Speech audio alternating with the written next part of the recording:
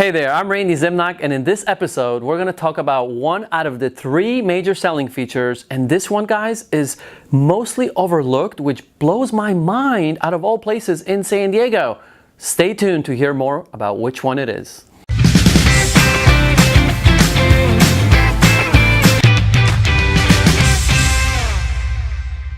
The three major features of any house are kitchen, bath, and the backyard. Yes, the backyard, guys. And this is the one that so many investors overlook, man. It drives me nuts, right? It drives me nuts when I go to the house. It is beautiful. The kitchen looks stunning. The bathroom is amazing. They point out the rain shower. They point out all these amazing sizzle features. And then I step into the backyard and it's bark. And it's like did someone die here?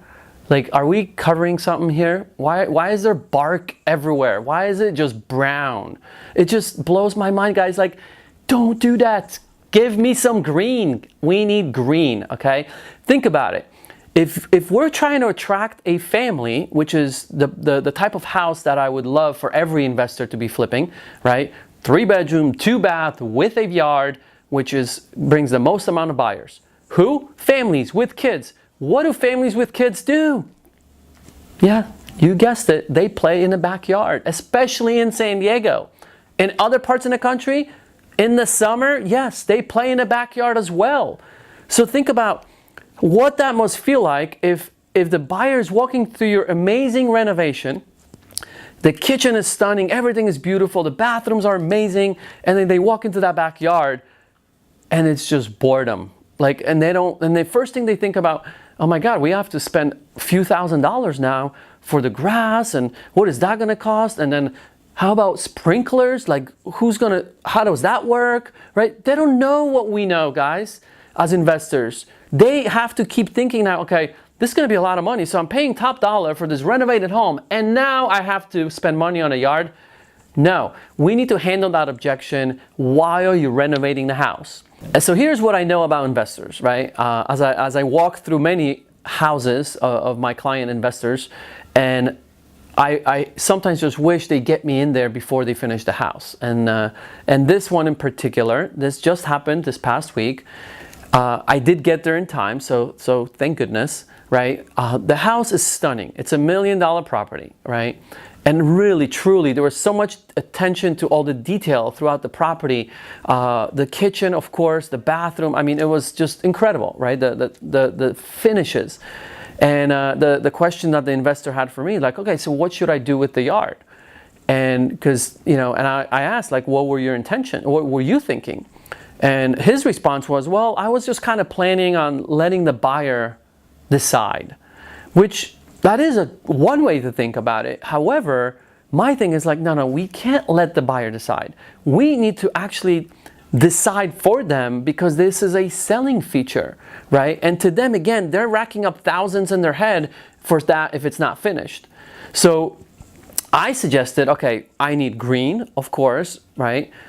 And a fire pit, right? And I need privacy because there was the yard, you could see the house behind them. So the investor is actually gonna put high bushes up, cover that up, create nice privacy for the backyard.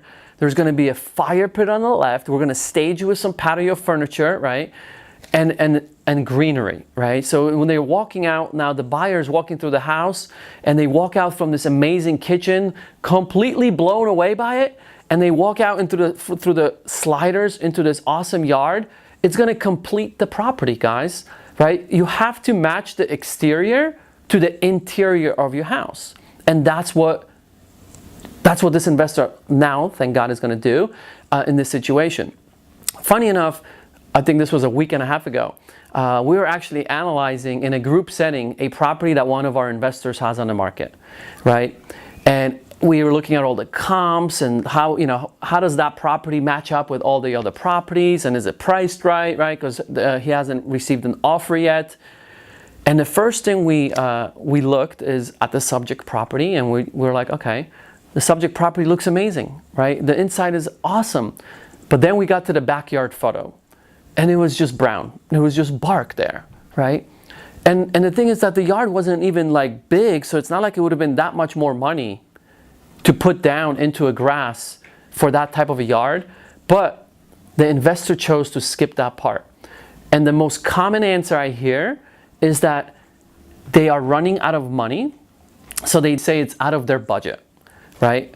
Which, think about it, this is one of the 3 major selling features, and you're gonna skimp on one of the major 3, one of those, right? And it's the yard.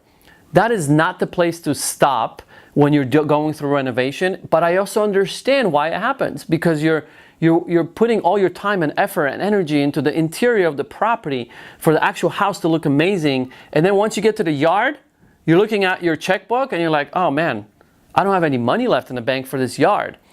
Please do whatever you can. Borrow another $1,000 if you need to. Put some grass in the backyard. I don't care if it's artificial grass, which in San Diego, that's actually pretty common, right? It's actually something that buyers want because it's low maintenance, right?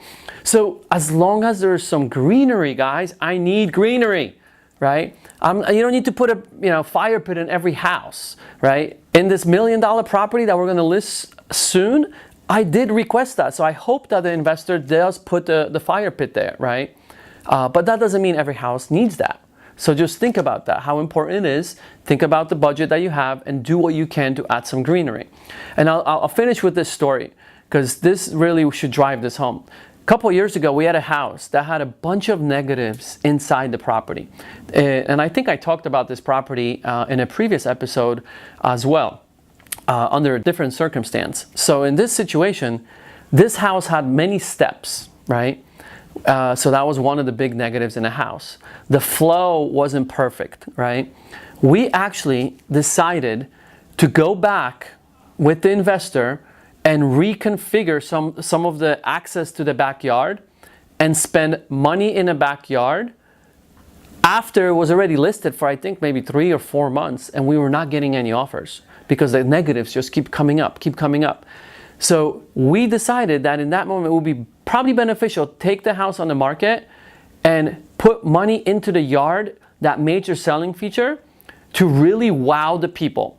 And what we ended up doing there is we made the access to the yard amazing from the living room, but more importantly, we tricked out the yard. We had a fire pit created, we had a patio furniture staged, and then we added a TV, right? That was like the extra sizzle, right? Man, we sold that house, I think literally within weeks of putting that house on the market, back on the market, at the same exact price. So we never had to drop the price, and we got the price we needed from the beginning that we couldn't get for months. And it was because we went back and we actually decided that, you know what? We understand the value of this backyard. We have to redirect people's attention from some of the negatives inside to this major feature. So $5,000 was about a number I remember that it was spent. Literally changed the whole game on how we sold that house. And that's, you guys, how we create a win-win.